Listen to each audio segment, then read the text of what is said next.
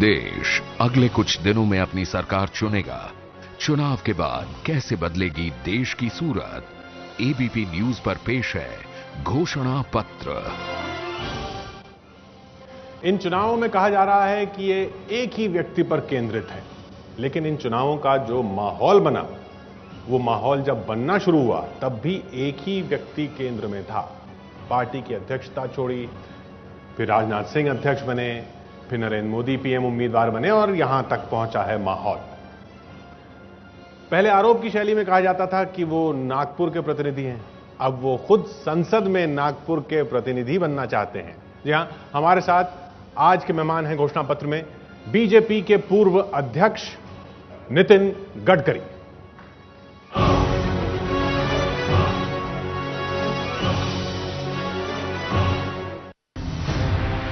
बेबाक अंदाज, बड़े रणनीतिकार और बीजेपी में सबसे बड़े संकट मोचक नितिन गडकरी। नाराज आडवाणी को मनाना हो तो गडकरी, नाराज सुषमा को मनाना हो तो गडकरी, नाराज जोशी को मनाना हो तो गडकरी, नाराज उद्धव को मनाना हो तो गडकरी, और जब राज ठाकरे को साधना हो तो गडकरी। बीजेपी के पूर्व राष्ट्रीय अध्यक्ष और संघ के समर्पित सिपाही नितिन गडकरी। जिंदगी कैसे पहेली कभी तो हंसाए कभी रुलाए।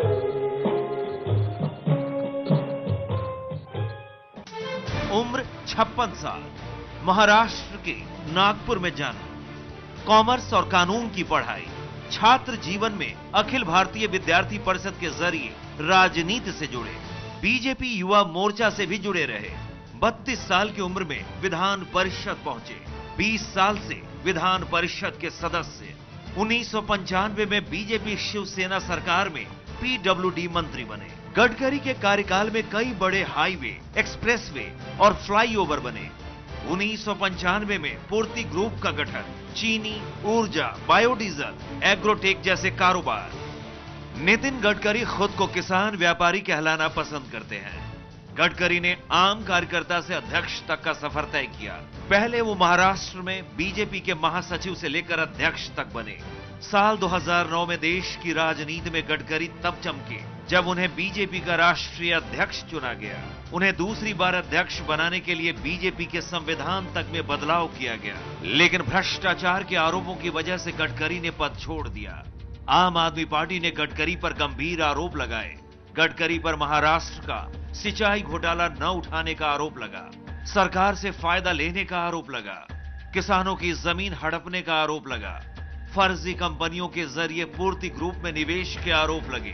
गडकरी के पूर्ति ग्रुप में इनकम टैक्स के छापे भी पड़े, लेकिन भ्रष्टाचार का कोई आरोप गडकरी पर अब तक साबित नहीं हो सका है। 2014 के चुनावी मौसम में गडकरी पर भ्रष्टाचार के आरोप धुंधला चुके हैं और एक नए जोश के साथ गडकरी फिर चुनाव मैदान में है। नितिन गडकरी बीजेपी के टिकट पर नागपुर से लोकसभा चुनाव भी लड़ रहे हैं और देश भर में पार्टी के लिए रणनीति बनाने का काम भी कर रहे हैं। इस वक्त नितिन गडकरी के सामने एक ही मिशन है, बीजेपी को 272 प्लस तक पहुंचाना। और हमारे साथ मौजूद हैं यहां नितिन गडकरी साहब। मैं उनसे गुजारिश करूंगा कि वो मंच पर आएं और सबसे पहले तो हमें बताएं कि क्यों बीजेपी को 272 प्लस तक पहुंचाया जाए।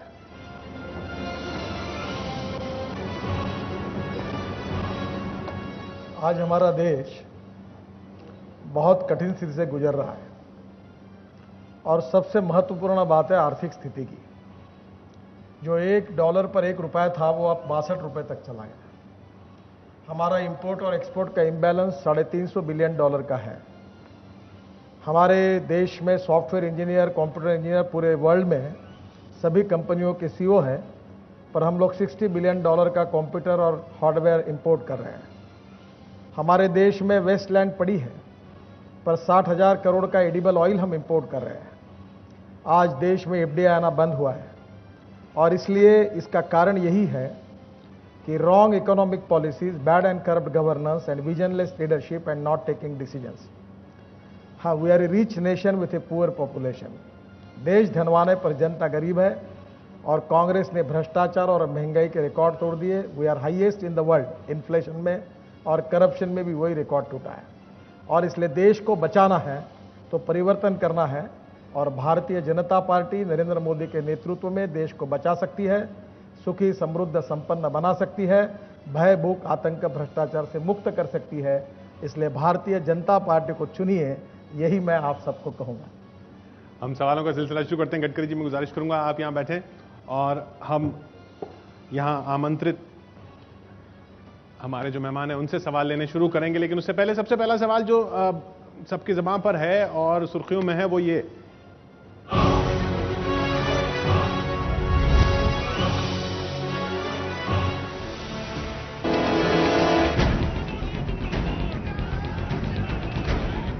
सशक्त सरकार, सशक्त नेतृत्व, सशक्त सेना और सशक्त देश, इस सपने को हमने साकार करना होगा।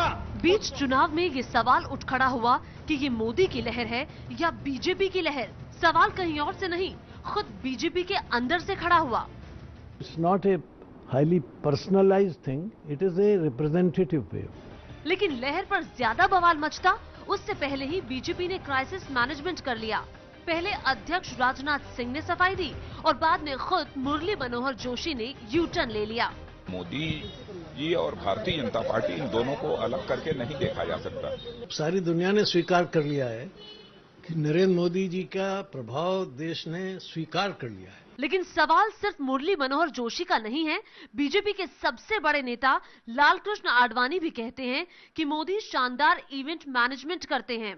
सारे अभियानों में, सारे कैंपेन्स में ऐसा कैंपेन पहले कभी नहीं हुआ जैसे इस बार। नरेंद्र भाई मोदी का नाम घोषित होने के बाद लगातार होता रहा है पिछले कई महीनों से। तो क्या मोदी की रैलियों में आने वाली ये भीड़ खुद मोदी की वजह से नहीं बल्कि बीजेपी की वजह से है?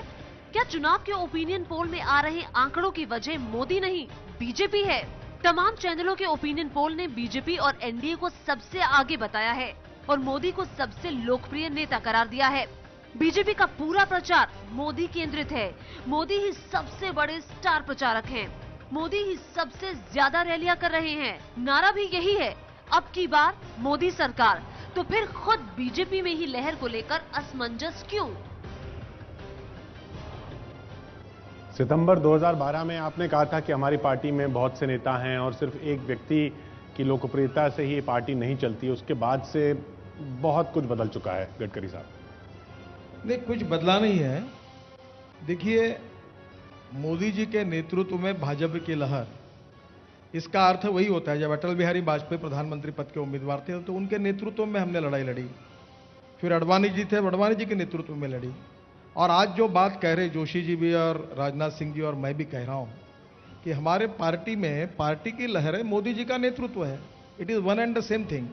इसके ऊपर कंफ्यूज करके इस पर विवाद होने का कोई कारण मुझे नहीं लगता। जब राजनाथ सिंह जी को भी ट्विटर पर चेंज करना पड़ा, भाजपा सरकार की जगह मोदी सरकार लिखना पड़ा, तब सवाल उठते हैं। देखिए, प्रधानमंत्री के नेतृत्व में सरकार बनती है। मोदी जी ये भारतीय जनता पार्टी के समर्पित कार्यकर्ता है और उन्हें अपना जीवन भारतीय जनता पार्टी को दिया है और हम सब कार्यकर्ता पार्टी के हैं। पार्टी विचारों पर चलती है और हम विचारों के लिए काम करते हैं। इसलिए कंट्री फर्स्ट, बाद में पार्टी, उसके बाद में मैं। और जहां तक चुनाव की बात होती है तो आप लोग दोनों बाजू से बोलते हो। जब तक हमने प्रधानमंत्री पद के नाम पर उम्मीदवार हमने घोषित नहीं किया था तो आप कह रहे थे कि आप उम्मीदवार नहीं घोषित कर पा रहे। जब हमने घोषित किया तो आप कहते व्यक्तिगत केंद्रित राजनीति कर रहे हो। ऐसा है, दोनों बाजू से 24 घंटे चर्चा चलाना है तो ये हो सकता है, पर सच्चाई ये है कि मोदी भारतीय जनता पार्टी के समर्पित कार्यकर्ता है और मोदी जी के नेतृत्व में भाजपा की लहर है। यही सबने कहा है और यही कहने का उद्देश्य है। नितिन जी, जहां तक पार्टी का संबंध है, अब तो मोदी जी पार्टी का नाम भी नहीं ले रहे हैं। अब तो उन्होंने लोगों से सीधा संवाद किया है कि आप वोट दीजिए, वो सीधा मुझे पहुंचेगा। वो ये भी नहीं कह रहे हैं कि बीजेपी को वोट दें। देखिए, पहली बात तो ऐसी है कि मोदी जी हमारे प्रधानमंत्री पद के उम्मीदवार है, ये सच्चाई है। और इसलिए हम सब लोग उनके नेतृत्व में ये चुनाव लड़ रहे हैं। और इसलिए पार्टी ने उनके नेतृत्व को फोकस करके जब चुनाव लड़ रहे हैं, तो अटल जी की सरकार, आडवाणी जी की सरकार, ये उस समय हमने शब्द प्रयोग किए थे, तो स्वाभाविक रूप से जो नेता प्रधानमंत्री बनेगा उसके नेतृत्व में सरकार बनेगी, और उसका शब्द प्रयोग हो रहा है। अब जब हम लोग ये बात साफ कह रहे हैं कि मोदी जी के नेतृत्व में हमारी सरकार बनेगी, तो आप हमको पूछते कि एक व्यक्ति के पीछे जा रहे हो। जब हम कह रहे थे सामूहिक नेतृत्व है, तब आप कह रहे थे कि पार्टी में कोई डिसाइड नहीं हो सकता, डिसीजन नहीं हो सकता, यहाँ अनेक प्रधानमंत्री पद के उम्मीदवार हैं। तो दोनों बाजू से चर्चा होती है, पर साफ अर्थ यही है कि मोदी जी का व्यवहार, उनका आचरण और उनका व्यक्तित्व, ये जो है इसमें किसी प्रकार की आपत्ति नहीं है। वो भारतीय जनता पार्टी के हमारे जैसे सब जैसे कार्यकर्ता है, और आज पार्टी ने उनको प्रधानमंत्री पद के उम्मीदवार के रूप में चयन किया है, और उनके नेतृत्व में आडवाणी जी से लेकर, जोशी जी से लेकर और राजनाथ सिंह जी लेकर सुषमा जी, अरुण जी और मेरे तक सब लोग, हम उनके नेतृत्व में ये लड़ाई लड़ रहे हैं।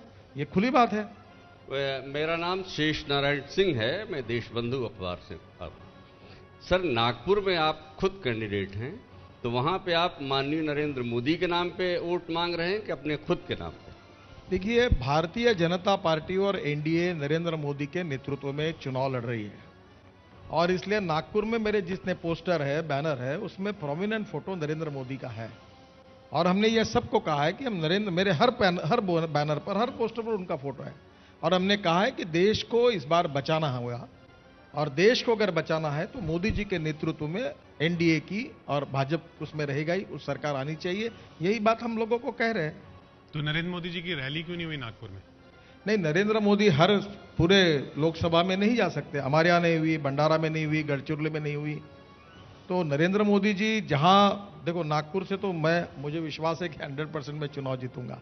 तो जो हमको लगा कमजोर सीटें जहां जाने से ज्यादा फायदा होता है, वहां उन्होंने कॉन्सेंट्रेट किया। ये आरोप लगे कि क्योंकि वहां पर मुस्लिम मतदाताओं का बड़ी संख्या है, और आप नहीं चाहते थे कि नरेंद्र मोदी की रैली हो और वो मतदाता फिर एक साथ एक मुश्त मुतम्बार साहब की तरफ चले जाए। जो बात मेरे मन में नहीं, वो आपको कैसे पता चली, मुझे पता नहीं। पर आपको एक शायद बात मालूम नहीं होगी, नागपुर में जो लोग आए उनको पता है कि नागपुर में मैक्सिमम मुस्लिमों का और दलितों का झुकाव निश्चित रूप से मेरे तरफ है, क्योंकि मैं व्यक्तिगत संबंध वहां मेरे है, और मैंने कभी जात, पंथ, धर्म, भाषा के आधार पर राजनीति नहीं की। और इसलिए मैं आपको विश्वास के साथ कह सकता हूं, नरेंद्र मोदी भी मेरे जैसे ही है। सवाल यह है कि कुछ लोगों ने यह कॉन्ट्रैक्ट ही लिया हमको बदनाम करने का, जो हमको जातिवादी और सांप्रदायिक कहकर बदनाम करने की कोशिश कर रहे हैं। वो लोग, सबसे मल्टी कम्युनल पार्टी इस देश की कोई है तो कांग्रेस है, जो आतंकवादियों का भी तुष्टीकरण करती है। नरेंद्र मोदी के गुजरात में कोई मुसलमानों के साथ डिस्क्रिमिनेशन नहीं हुआ, कोई अन्याय नहीं हुआ, शिवराज जी के राज्य में नहीं हुआ, अटल बिहारी वाजपेयी जी के राज्य में नहीं हुआ, कोई कानून नहीं बना। उसके बावजूद भी एक सेक्शन ऑफ लोग है, जो आप लोगों के लिए मैं कह रहा हूं, जो जानबूझकर भारतीय जनता पार्टी को बदनाम करना चाहते हैं और एंटी माइनॉरिटी करके एस्टैब्लिश करके वोट बैंक की राजनीति करना चाहते हैं। नहीं, मेरा ये सवाल था कि क्योंकि आपके संबंध अच्छे हैं, आपने जैतून बी को डिप्टी मेयर भी बनवाया वहां पर, इसलिए डर था कि नरेंद्र मोदी आ जाएं और वो समीकरण बिगड़ ना जाए। आपके मन में जो है वो मेरे मन में नहीं है। Sir, Vikram Singh, vice chancellor, Noida international. पर आपको एक बात बता दूं, जी जी, 10,000 मुसलमानों के सामने चिटनीस पार्क स्टेडियम पर शहनाज हुसैन और हमारी नजमा जी आई थी, तब मैंने 10,000 लोगों के सामने कहा कि मैं संघ का स्वयंसेवक हूं, 35 साल नागपुर में रहता हूं। अगर मैं जातिवादी और सांप्रदायिक हूं तो मुझे वोट देने की जरूरत नहीं है।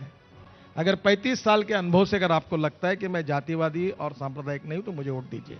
इसलिए मैं कोई बात छुपाता नहीं, और इसलिए आप मन से ये बात निकाल डालिए कि ऐसी कोई बात वहां नहीं थी। और मैं तो चड्डी पहन के आपने दिखाया ना, मैं संघ का स्वयंसेवक हूं, it is part of my life convictions and I am proud of it. इसके लिए मुझे कोई संकोच नहीं, और मैं कभी चिंता भी नहीं करता, और ये मैं मस्जिद में जाके भी कहता हूं।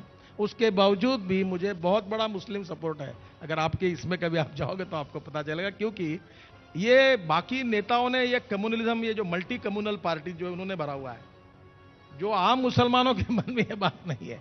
मैंने 650 मुसलमानों के हार्ट के ऑपरेशन, 6000 ऑपरेशन कर दिए, उसमें 650 मुसलमानों के ऑपरेशन किए, और मैं सबके साथ संकट में खड़ा रहता हूं। ऐसी कोई बात उसमें नहीं। मोमिनपुरा करके नागपुर में एक पार्ट है, जहां से एक मुस्लिम बुरखाधारी महिला बीजेपी के कमल पर 6,500 सबसे हार्डकोर एरिया है, वहां से चुन कर आई और नागपुर के डिप्टी मेयर है, और वो भी संघ के कार्यक्रम में आई थी, और मैं भी चड्डी पहन के वहां गया था। जो उनके मन में नहीं है, वो देश में जो ये विचार करने वाले लेफ्टिस्ट और जो कुछ लोग हैं, वो जानबूझकर हमको ठप्पा लगाना चाहते हैं हम एंटी मुस्लिम और एंटी माइनॉरिटीज है, क्योंकि वोट बैंक के राजनीति के लिए उनकी बात है वो चलती रहती है। Sir, doctor Vikram Singh, vice chancellor, Noida international university. Sir, राष्ट्रीय सुरक्षा से जुड़े 3 बहुत महत्वपूर्ण प्रश्न हैं। राष्ट्र विरोधी तत्व, illegal Bangladeshi migrants, fake Indian currency और नक्सलवाद। इनके संबंध में सर आपकी घोषित नीति तो बहुत अच्छी और परिपक्व दिखाई पड़ती है, लेकिन जब समय आता है तो इसका कार्यान्वयन नहीं हो पाता है। अब ऐसा लगता है कि आप सत्तारूढ़ हो जाएंगे, तो क्या आपकी यही नीति, क्या इसका फेथफुल इंप्लीमेंटेशन होगा या पुनः ढुलमुल नीति चलती रहेगी? आपने जो चारों बातें बताई वो देश के लिए बहुत महत्वपूर्ण है, और कंट्री फर्स्ट, बाद में पार्टी और उसके बाद में, मैं यही हमारा विचार है। हम बहुत कठोरता से चारों बातों का निश्चित रूप से आग्रह करेंगे, चाहे विदेशी लोगों का हो, चाहे आतंकवाद का हो, चाहे नक्सलाइट माओइस्ट लोगों के बारे में जो लोकतंत्र को आह्वान दे रहे, इन सब बारे में हम लोग निश्चित रूप से बहुत ही उचित, योग्य और कठोर भूमिका लेंगे, ये मैं आपको विश्वास के साथ बताना चाहता हूं। और फेक करेंसी के बारे में बीच में मुझे भी अध्यक्ष जी ने बताया था, मैंने काफ़ी अध्ययन किया है। अभी ऑस्ट्रेलिया और लंदन में कुछ अलग प्रकार के नोटें आई है, और हम लोग चाहते हैं कि हमारी टैक्स सिस्टम को हम लोग सिंप्लीफाई करें, डिजिटलाइज करें, और उसमें ट्रांसपेरेंसी लाए, और लाइसेंस परमिट राज से मुक्त रहे, और वो ई गवर्नेंस के साथ जुड़ी रहेगी, जिसके कारण मुझे लगता है कि हम लोग ये जो फेक करेंसी वाली बात है, इसके ऊपर भी हम निश्चित रूप से इसको भी हम पूरी तरह से प्रायोरिटी देकर सॉल्व करेंगे। आपकी चारों बातें महत्वपूर्ण है, मैं उसको स्वीकार करता हूं। गडकरी जी, मेरा नाम अभय कुमार दुबे है, मैं centre for the study of developing society में काम करता हूं। मैं ये सोच रहा हूं कि अगर इत्तेफाक से वक्त थोड़ा सा पीछे लौट जाए, जब आप अध्यक्ष थे उस जमाने में हम सब लोग पहुंच जाएं, और आपको एक बार फिर मौका मिले कि आप भारतीय जनता पार्टी की चुनावी रणनीति निर्धारित करें अपने नेतृत्व में, मतलब, तो क्या आप अभी जो हो रहा है उससे क्या फर्क करना चाहेंगे आप? देखिए, मुझे पता नहीं मुझे क्या रोल है। मैं आज तक अपने जीवन में बायोडाटा लेकर कभी कोई नेता के घर पे नहीं गया हूं, ना मैंने कोई पीआर मेंटेन किया, ना मैं कभी किसी के पास कुछ मांगने के लिए गया हूं। मैं बहुत क्लियर अंडरस्टैंडिंग रखता हूं कि मेरा एक एक्सीडेंट हुआ था, उसके बाद 2004 के बाद मैं अपने जीवन को समाज के लिए, देश के लिए और गरीब के लिए, अपना परिवार संभाल कर देना चाहता हूं। मुझे पार्टी जो भी रोल दे मैं काम करूंगा, इतना ही मैं कहूंगा। और जहां तक नीतियों की बात है, हमारे जैसी लोकतांत्रिक पार्टी है, हम लोग कोई मालक और मालकिन वाली पार्टी नहीं है।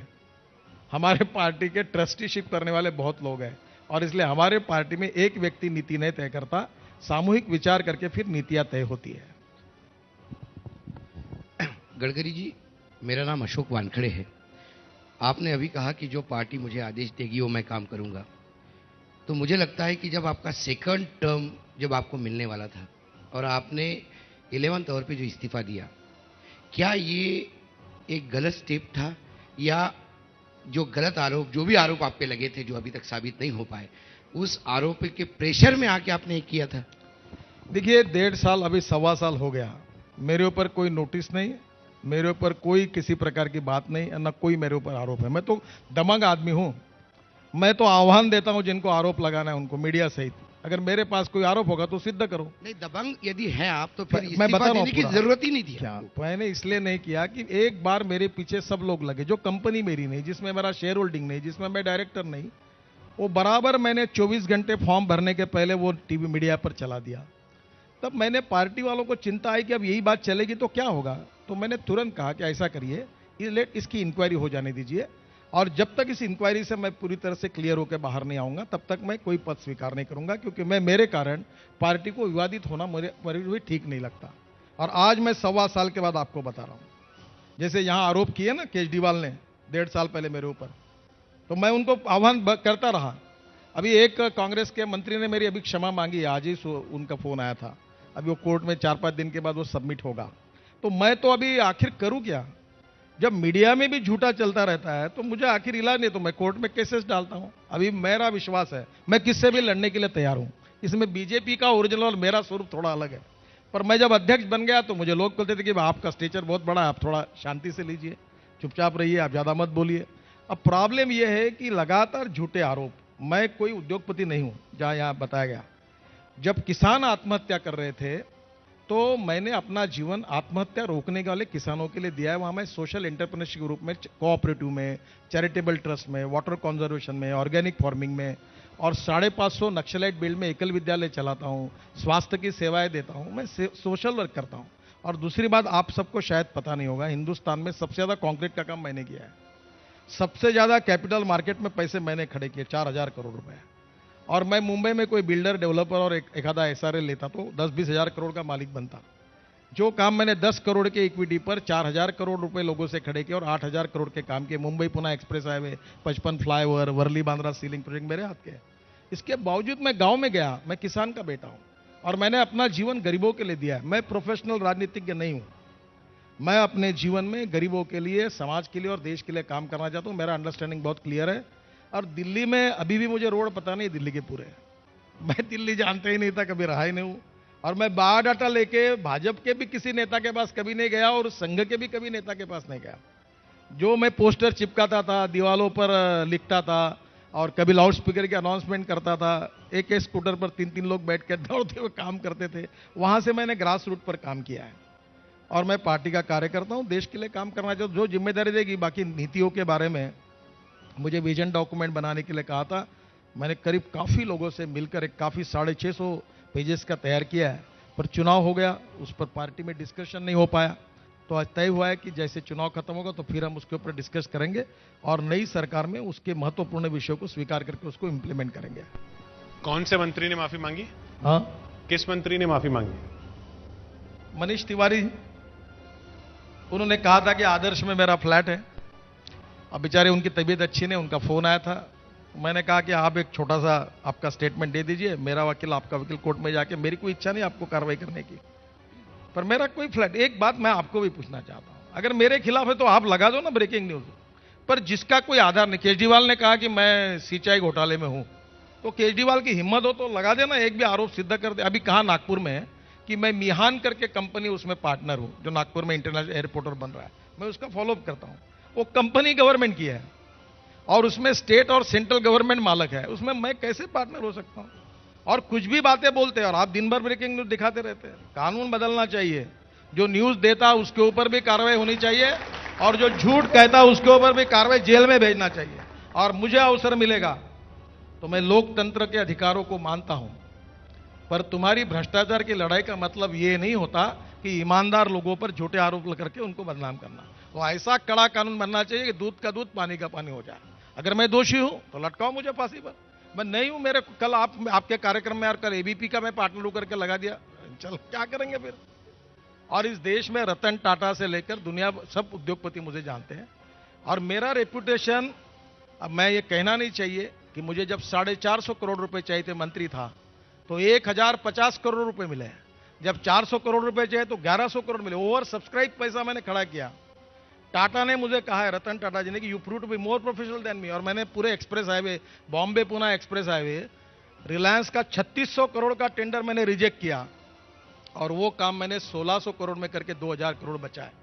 55 फ्लाईओवर 1800 करोड़ एस्टिमेट कॉस्ट थी, वो मैंने 1000 करोड़ में करके 800 करोड़ बचाए। मेरे नाम का ये रिकॉर्ड हिंदुस्तान में किसी राज्य के मंत्री का नहीं है। अब मैं ईमानदारी, यही मेरी पूंजी है। इसके बाद दिल्ली में आकर लगातार मैं सुनता रहा और आरोप होते रहे। लोग बोलते तुम बोलो मत, तुम्हारा स्टेचर बड़ा है, तो मैं चुपचाप रहा। तो मेरे नाम पर कारण चिपके। मैं सबको आह्वान देता हूं, जिसमें हिम्मत है वो मेरे ऊपर एक भी आरोप सिद्ध करके दे, मैं जो बोलो सजा भोगने के लिए तैयार हूं।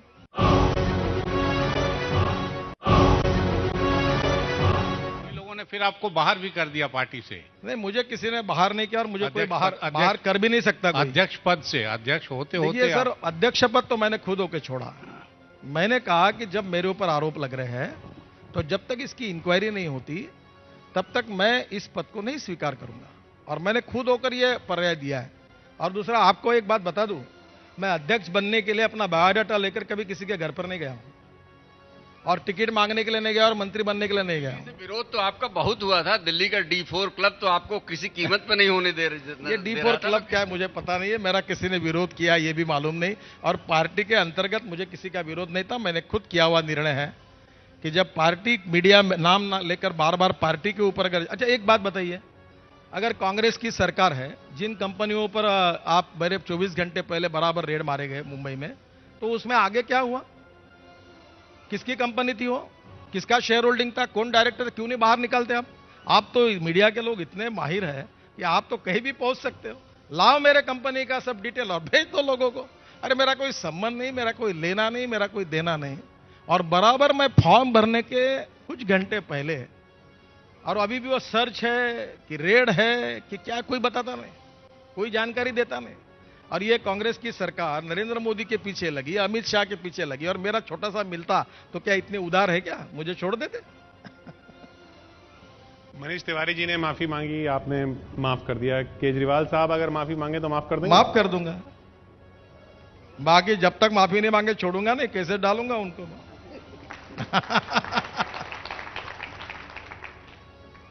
गडकरी जी, मेरा नाम अनीता कत्याल है। मैं ये पूछना चाहती थी, जब आप पार्टी के अध्यक्ष थे उसी समय से ही हम सुन रहे थे कि आप इस बारी लोकसभा इलेक्शन लड़ेंगे, और तब से आपकी तैयारी चल रही थी। उस वक्त यही था कि आप प्राइम मिनिस्टर के एक दावेदार होंगे एज बीजेपी प्रेसिडेंट। देखते देखते ऐसे हालात ऐसे हुए कि आप बहुत पीछे रह गए और मोदी जी आगे बढ़ गए। तो आपको इस बात का कुछ बुरा तो लग रहा होगा ना?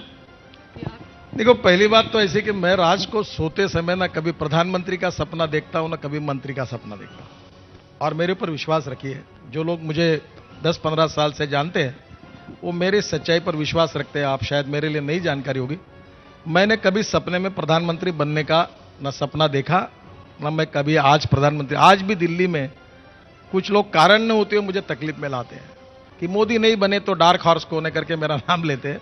मैं प्रधानमंत्री पद के बारे में कभी न मेरे मन में है, न मैं कोई उम्मीदवार हूं, न मैं चाहता हूं। रही बात जो दूसरा आपने सवाल पूछा है कि पार्लियामेंट के चुनाव का, ये भी एक सच्चाई की घटना बताता हूं। थोड़ा सा शायद मेरा एक स्वभाव है, और जो मैंने कभी कभी बताया ना, जो आरएसएस और बीजेपी का जो ट्रेडिशनल डीएनए है, वैसा मेरा स्वभाव नहीं है। मैं स्टूडेंट लीडर था, बड़ा एग्रेसिव। तो एक मराठी चैनल पे चल रहा था कि गडकरी ने कभी चुनाव नहीं लड़ा, कभी चुनाव नहीं लड़ा। तो 2-4 बातें उनने ऐसी कह दी। मैं 11:30 बजे दिल्ली में वो मराठी कार्यक्रम देख रहा था, तो मुझे बड़ा बुरा लगा। अब मेरा फोटो लगाकर मेरे क्षेत्र में अनेक लोग एमएलए बने और एमपी भी बने हैं, और उसका क्रेडिट भी मुझे मिला है। तब मुझे मन में आया कि बस ये ऐसा कह रहे ना, चुनाव लड़ो। तो मैंने चुनाव लड़ने का थे क्या, इतना ही है। तब मैंने सोचा भी नहीं कि मेरे चुनाव लड़ने के कितने अर्थ निकल सकते हैं और विद्वान लोग कितने अर्थ निकाल सकते हैं, ये मुझे पता नहीं था। गडकरी जी, मैं कर्नल राठौर हूं। मैं ये समझता हूं कि भारतीय जनता पार्टी और मुसलमानों के बीच में एक संवादहीनता की स्थिति बराबर बनी रहती है। आपने अभी कहा कि नागपुर की सीट से आप मुसलमानों के व्यक्तिगत संबंध की वजह से जीतते हैं। आज पार्टी प्रेसिडेंट राजनाथ सिंह जी भी कुछ मुस्लिम लीडर्स से मिलने गए थे। ये दीवार क्यों नहीं टूटती? दूसरा, आपके घोषणा पत्र में मुसलमानों के बारे में काफी चीज कही गई है। लाइवलीहुड की बात करते हैं, एंटरप्रेन्योर की बात करते हैं, एंटरप्राइज की बात करते हैं, कारीगरों की बात करते हैं। लेकिन जो सरकारी नौकरियों का केक है, उसमें कितना स्लाइस आप मुसलमानों को ऑफर करना चाहते हैं, आप नहीं, पार्टी, उसके बारे में ऐसा कुछ नहीं कहा गया। देखिए, image versus reality and ground reality versus perception वाली कहानी है। पहली बात तो ऐसी है कि हम मुसलमानों के विरोध में नहीं है। हम जात, पंथ, धर्म, भाषा के आधार पर राजनीति नहीं करना चाहते, और किसी प्रकार का भी डिस्क्रिमिनेशन हमको मान्य नहीं है। इंपॉर्टेंट बात यह है कि कांग्रेस ने 67 साल में से 60 साल सत्ता में थे। क्या दिया मुसलमानों को? चाय की टपरी, पान ठेला, कबाड़ी का दुकान, ट्रक ड्राइवर, क्लीनर, इसके वक्त कुछ नहीं दिया। मैं जब लीडर ऑपोजिशन था महाराष्ट्र, वक्फ बोर्ड का घोटाला हमने बाहर निकाला। मुझे जब अवसर मिला तो इंजीनियरिंग कॉलेज मैंने नागपुर में मुस्लिम ट्रस्ट को दिया। प्रॉब्लम यह है कि मुसलमानों को शिक्षा की आवश्यकता है, रोजगार की आवश्यकता है, गरीबी दूर करने की आवश्यकता है। कांग्रेस बुनियादी सवाल पर बात नहीं करती। कांग्रेस का सबसे बड़ा कैपिटल है फियर। मुसलमानों के बीच में, माइनॉरिटी के बीच में डर पैदा करना और फियर पैदा करके वोट बैंक की राजनीति करना। यह बात सही है कि मुसलमानों में शिक्षा का प्रसार होना चाहिए, रोजगार के अवसर मिलने चाहिए, और स्वाभाविक रूप से जहां जहां सर्विसेज है वहां पर भी उनको उचित मौका मिलना चाहिए।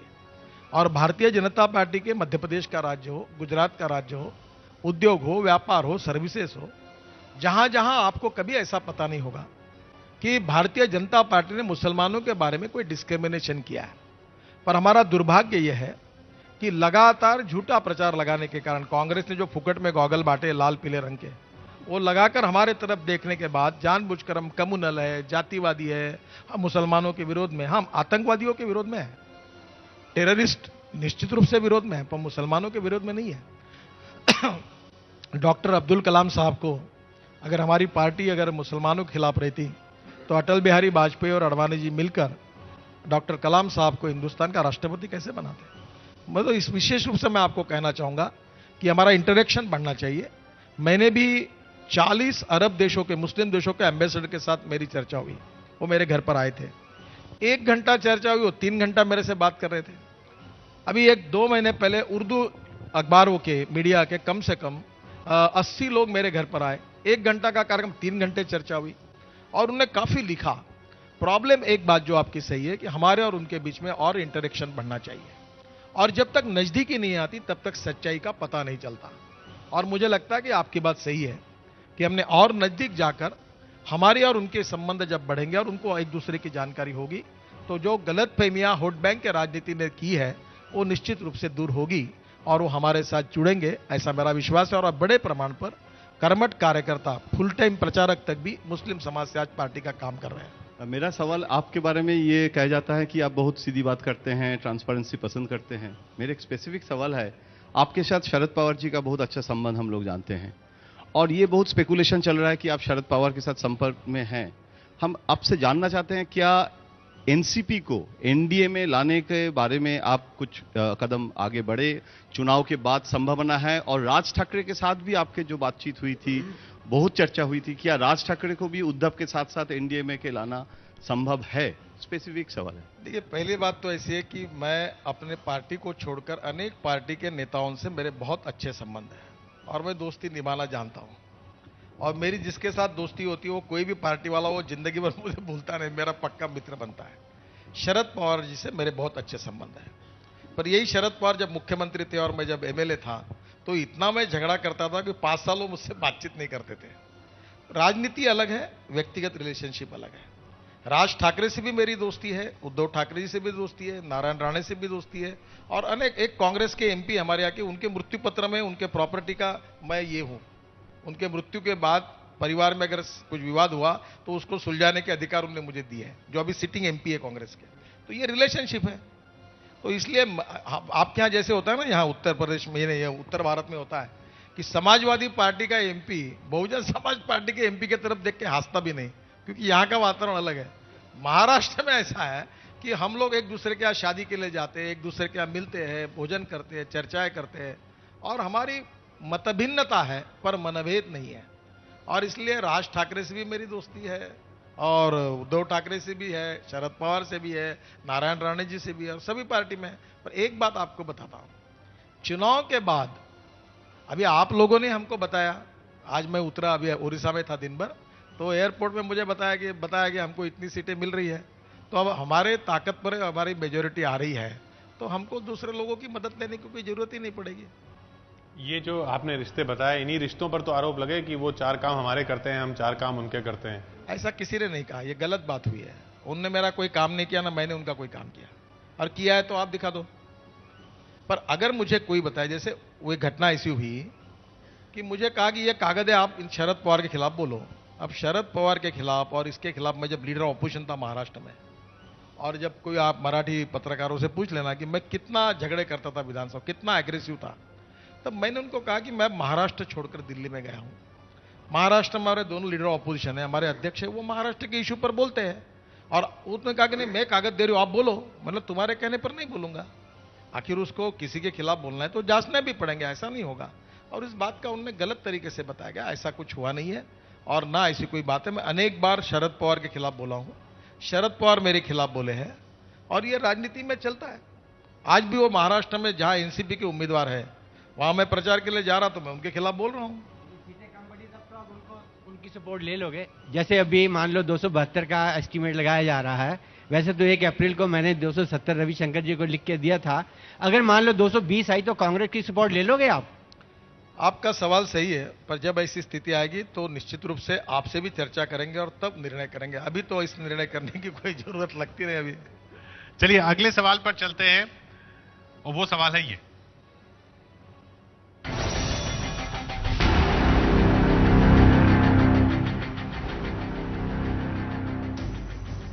आपकी तपस्या कभी बेकार नहीं जाने दूंगा। 2014 के लोकसभा चुनाव में हर जगह बीजेपी छाई हुई है, चाहे रैलियों की बात हो, सड़क पर लगे पोस्टर या होर्डिंग हो, या फिर रेडियो टीवी पर विज्ञापन हो, हर जगह एक ही नारा गूंज रहा है, अब की बार मोदी सरकार। बीजेपी के इस भव्य चुनाव प्रचार पर सवाल भी उठ रहे हैं। सवाल ये कि प्रचार के लिए इतना पैसा कहां से आ रहा है और कितना खर्च हो रहा है। कांग्रेस कहती है कि मोदी को पीएम बनाने के लिए 10,000 करोड़ रुपए खर्च किए जा रहे हैं। हमारी सूचना के अनुसार 10,000 करोड़ रुपया नरेंद्र मोदी और बीजेपी के पब्लिसिटी कैंपेन का बजट है। इन आरोपों की गंभीरता का अंदाजा इसी से लगाइए कि मोदी के रिश्तों को लेकर उद्योग घराने अदानी ग्रुप पर खुद राहुल गांधी ने भी सवाल उठाए हैं। अडवाणी जी को बाहर कर दिया है, जो वी होता है ना, वी, उसको निकाल दिया और दूसरे व्यक्ति को अंदर कर दिया। अडवाणी बाहर, अदानी अंदर।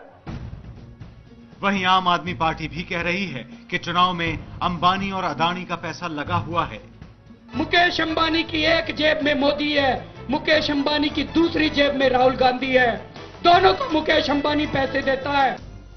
हिंदुस्तान टाइम्स अखबार ने रिपोर्ट दी है कि बीजेपी का मीडिया के जरिए चुनाव प्रचार का खर्च ही करीब 5,000 करोड़ रुपए तक हो सकता है। हालांकि खर्च के औपचारिक आंकड़े पर बीजेपी में कोई बोलने को तैयार नहीं है, लेकिन ये सवाल तो देश पूछ ही रहा है कि प्रचार के लिए पैसा कहां से आ रहा है। मैं आपको सबसे पहले क्लियर बता देना चाहता हूं कि बीजेपी में पैसा इकट्ठे करने वाले 2-3 लोगों में मैं एक हूं, और ये पूरी झूठी बात है। नरेंद्र मोदी जी ने अभी तक सेंट्रल चुनाव फंड में उनके प्रयासों के द्वारा 1 रुपया भी जमा नहीं किया है। जो पैसा इकट्ठा हुआ है वो बड़े मुश्किल से, ये बात जरूर है कि चुनाव के समय हम अनेक लोगों को पैसे मांगते हैं और पैसे हमको लोग देते हैं, और ये बजट 400-500 करोड़ के ऊपर का तो है ही नहीं, सवाल ही नहीं उठता। और अगर आप 10,000 करोड़ की बात ये जो कह रहे हैं आनंद शर्मा जी, आप में से कोई भी है तो बताएं हमको। और ये आम आदमी पार्टी का टोपियां ला रही, क्या आसमान से उतर रही है उनकी टोपियां? क्या कोई भगवान आ रहा, कोई जादूगर आ गया और ऊपर से हाथ हिला के उनको हजारों लाखों टोपियां मिल रही? उनके पोस्टर लग रहे, वो कहां से लग रहे हैं, किसने पैसे दिए? और मैं आपको एक बात बताना चाहता हूं, ये सच्चाई है। उनका तो कहना है कि वेबसाइट पे हम और सारा आज आपको एक बात बताता हूं, मेरी भी तबीयत बिगड़ गई। आज मैं उड़ीसा में था, बहुत झारखंड के नजदीक जिलों में था।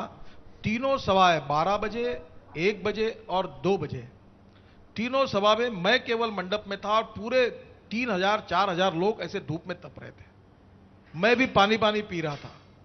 तब मंडप डालने के लिए भी उनके पास पैसे नहीं थे। गडकरी जी, और ये जो देखो, एक बात मैं आपको दूं, आपको ये दिल्ली का मैं अध्यक्ष, दिल्ली का चुनाव हुआ, इसके पहले अनेक राज्यों के चुनाव है, आपको ताज्जुब होगा, ये बताना उचित नहीं है। मैं अध्यक्ष था तब अनेक बार मैंने दिल्ली के लोगों से उधारी पर भी पैसे लाए हैं पार्टी में और चुनाव लड़े। और ये जो बातें हो रही है ये पारासार गलत है, और मैं जिम्मेदारी के साथ बता रहा हूं, नरेंद्र मोदी जी पर आरोप लगाना सारासार गलत है। उनका अभी तक चुनाव के फंड में नरेंद्र मोदी ने कुछ इकट्ठा करके भेजा, ऐसा कुछ नहीं हुआ है। पीयूष गोयल हमारा ट्रेजरर है, पीयूष मुंबई का है, मैं मुंबई का, मेरा बेस है। हम लोग मुंबई में अनेक लोगों के साथ, पीयूष के साथ मैं गया हूं। अब जब राजनाथ जी बने तो अनेक लोगों की राजनाथ जी के साथ मुलाकात हुई है, और फिर हम लोग, जो लोग देते पैसे वो पैसे लेकर चुनाव लड़ते, ये बात सच है। और इसका मतलब ये जो आरोप लगा रही है बेबुनियाद है, और कारण न होते ऐसे आरोप अगर करने होंगे तो अगर प्रूफ होंगे आपके पास तो करिए। देखो अडानी जी के बारे में, अडानी के हवाई जहाज में कौन गया था? दामाद क्यों गए थे उसके जहाज में बैठकर? देखो एक बार मैं आपको बताता हूं कि उद्योगपति जो होते हैं, ट्रेडर बिजनेस में बहुत होशियार है, वो सभी उम्मीदवारों को पैसे देते हैं। यानी इस देश का बिजनेसमैन और इंडस्ट्री बहुत होशियार है। वो आम आदमी पार्टी के पास भी जाता है, भाजपा के पास भी जाता है और कांग्रेस के पास भी जाता है और सबको पैसे देते हैं। ये ग्राउंड रियलिटी है। हाँ, वो आदमी देखकर कितना देता होगा, पर लोगों से हम पैसे मांगते हैं चुनाव के समय, लोग पैसे देते हैं, उसका हिसाब होता है, हम उसका ऑडिट करते हैं, चेक से पेमेंट करते हैं, और हमारे कार्यालय से तो आजकल वो भी राइट ऑफ इंफॉर्मेशन में आया है, तो वो भी पता चल जाता है। और मैं ये 3 साल से काम कर रहा हूं, और लोग हमको बोलते कि हम लोग, आप चुनाव है हमको मदद करो, कुछ करते भी है, कुछ कभी नहीं करते। इस समय तो बहुत से लोग कहते हैं बड़े अड़चन में है, हमारी हालत ठीक नहीं है। तो आज मैं आपको बताता हूं, आज मैं जब दिल्ली में हूं, आज आया हूं, तो मेरा जो पीयूष गोयल मुझे आज सुबह फोन करके बोल रहा था कि सब खाली हो गया, मैं तुम्हारी राह देख रहा हूं, जल्दी आओ, क्या करना आगे। तो ये स्थिति है। देखो, आपको विश्वास रखना तो रखो, नहीं तो मत रखो। मैं जो बोल रहा हूं वो सच्चाई बता रहा हूं। अच्छा, हमारे पार्टी में दूसरा भी है, पैसा इकट्ठा करने वाले लोगों की संख्या बहुत कम है, और इसलिए आज हमारे सामने। अच्छा, दूसरा एक ताज्जुब बताता हूं मैं, ये बैठे चौरासिया, ये बिहार के हैं, सरकार भाजपा की, और चुनाव का खर्चा हमने दिल्ली से मैंने भेजा था इनको। ये बिहार की सरकार होने के बाद भी अपनी पार्टी नहीं लड़ पाए थे। उत्तराखंड की सरकार, पैसा लड़ने के लिए तीनों को भी, कोशियारी जी वो सब तीनों, और चुनाव के बाद, हारने के बाद भी मेरे घर पर आए, 2.5 करोड़ देना है प्रिंटिंग प्रेस वाले का, इसका उसका, तब वो उनके भी पैसे धीरे धीरे करके चुका है। तो ये देखो, पैसा मांगना पड़ता है, ये ग्राउंड रियलिटी है। पर ये जो बात बताई है, तो आनंद शर्मा जी के पास 10,000 करोड़ का प्रूफ है, तो दे दे। ये जिस प्रकार की बेबुनियाद बातें करके, मुझे लगता है जैसे फिल्म इंडस्ट्री में गॉसिप होता है ना, वैसे नरेंद्र मोदी के बारे में कुछ भी बात कह दो और लगा दो लोगों को, टोपी पहना दो, ऐसा चला। हम अगले सवाल की तरफ बढ़ते हैं, जो इस वक्त चुनाव प्रचार जिस मोड़ पर आया है।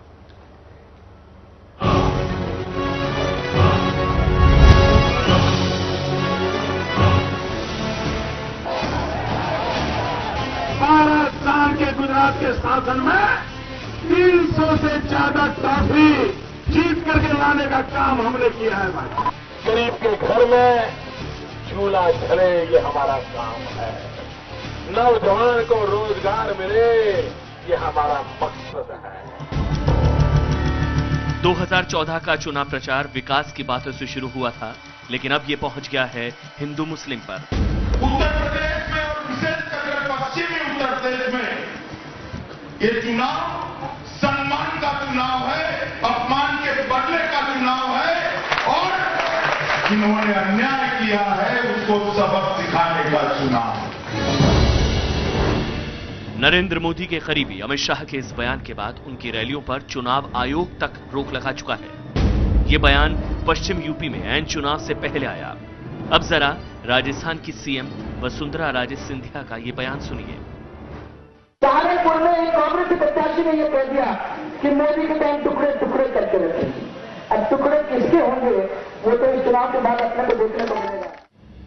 वसुंधरा का ये बयान कांग्रेस उम्मीदवार इमरान मसूद के उस भाषण के बाद आया जिसमें मोदी को मारने की धमकी दी गई थी। अब खुद बीजेपी के पीएम उम्मीदवार नरेंद्र मोदी का पिंक रेवोल्यूशन का ये भाषण सुनिए। पिंक रिवॉल्यूशन का मतलब होता है वो इस देश में गुलाबी क्रांति करना चाहते हैं, और गुलाबी क्रांति का मतलब होता है जब पशु काटते हैं और उसका जो मांस का कलर होता है ना, इसको ये पिंक रिवॉल्यूशन कहते हैं। सवाल उठने लगे कि क्या मोदी गुलाबी क्रांति के बहाने हिंदुत्व का मुद्दा उठा रहे हैं। इससे भी बड़ा सवाल यह है कि आखिर विकास और सुशासन से शुरू हुई 2014 की लड़ाई आखिर हिंदू मुस्लिम और सांप्रदायिकता तक क्यों पहुंची, और इसे हिंदू मुस्लिम तक किसने पहुंचाया।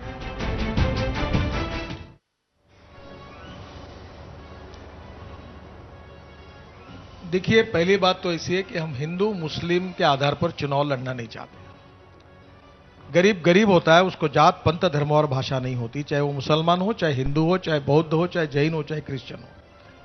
गैस का सिलेंडर जिस भाव में हिंदू को मिलता है उसी भाव में मुसलमान को मिलता है, उसी भाव में बौद्ध को मिलता है। नरेंद्र मोदी जी ने हर समय विकास की बात की। रही बात, कांग्रेस पार्टी की एक चुनाव स्ट्रेटेजी है और उनका सबसे बड़ा कैपिटल है फियर, डर। इस देश के मुसलमानों के मन में डर पैदा करो, और यही कांग्रेस पार्टी है जो आतंकवादियों का तुष्टीकरण करती है। पार्लियामेंट पर अटैक करने वाले व्यक्ति को भी फांसी की सजा देने के लिए देर करती है, और कांग्रेस ने लगातार आतंकवाद का तुष्टीकरण किया है।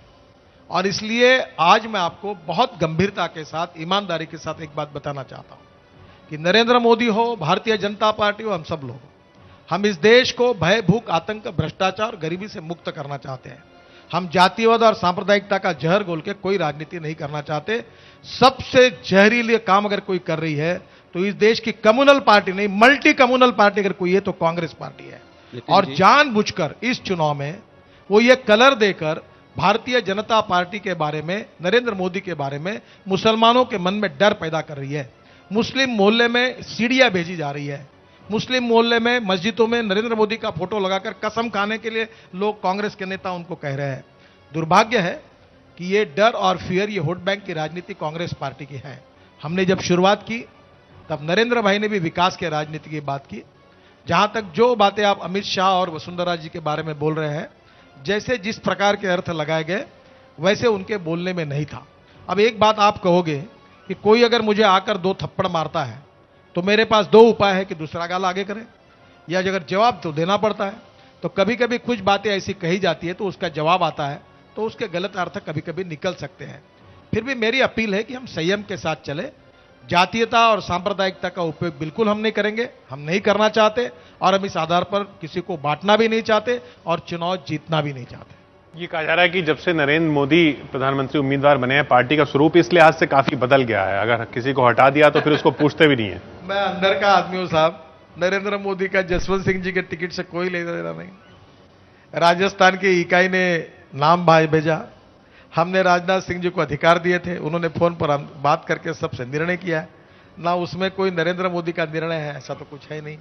आप कोई भी बात जो है ना वो नरेंद्र मोदी के नाम पर चिपकाने की देश में स्पर्धा चल रही है। वो भी मेरे जैसे ही है, मेरे ऊपर भी ऐसी बातें चिपकती रही और मैं कम बोलता रहा तो कभी कभी मुझे लगता गलती हुई। ये कोई धड़ाधड़ आंखें चिपकाने का काम करते रहता है, ऐसा कुछ नहीं। अब देखो, 1 chair cannot accommodate more persons at a time. अब किसी भी प्रिंट मीडिया हो, इलेक्ट्रॉनिक, चीफ एडिटर तो एक ही बन सकता है ना, चीफ रिपोर्टर तो एक ही बन सकता है, और वहां भी एक छोड़कर दूसरी जगह चला जाता है। तो ये तो इट इज ऑब्वियस, हमारे नेचुरल लाइफ में ये थोड़ा बहुत होते ही रहता है। संजय जोशी जी को आपको हटाना पड़ा था, वो भी मजबूरी थी? हाँ, संजय जोशी जी को आपको हटाना पड़ा था, वो भी मजबूरी थी? देखो, पार्टी के हित में उस समय संजय जोशी को हटाना पड़ा तो निश्चित रूप से पार्टी के हित में था, तो मैंने निर्णय किया। देखो, मजबूरी का आपको एक बता दो, politics is a game of contradiction, compulsion and limitation. Either you like it, may not like it. जब आपको सक्सेस स्टोरी करनी पड़ती है तो कॉम्प्रोमाइजेस करने पड़ते हैं, लोगों को संभालना पड़ता है। कभी कोई गुस्से से आता है उसको संभालना पड़ता है, कोई नाराज होता है उसको संभालना पड़ता है। मैं दिल्ली में मेरे घर पर यही काम करता हूं। हजारों कार्यकर्ता, कोई रोता है उसके पीठ पर हाथ घुमाना पड़ता है, पानी पिलाकर, चाय पिलाकर, टिकट नहीं मिला अगले बार देखेंगे, नाराज मत हो जा करके समझाकर भेजना पड़ता है। It is obvious, it is part and parcel of the political life. कोई भी पार्टी हो, टिकट मांगने वाले इतने बढ़ गए हैं और एक ही टिकट देना है तो प्रॉब्लम तो आती ही है, तो उसको संभालना पड़ता है। और ये संभालना अच्छे कार्यकर्ता का काम है, तो मैं वो करते रहता हूं।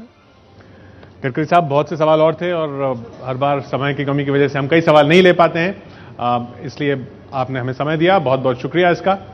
घोषणा पत्र में आप आए और अपनी बात रखी। बहुत बहुत धन्यवाद, आपका आभारी हूं कि आपने मुझे भी लोगों तक कुछ बातें पहुंचाने का मौका दिया। मैं बहुत आपका आभारी हूं, बहुत बहुत धन्यवाद। तो ये थे घोषणा पत्र में आज नितिन गडकरी। अगली बार घोषणा पत्र में एक और बड़ा चेहरा। आप देखते रहिए एबीपी न्यूज।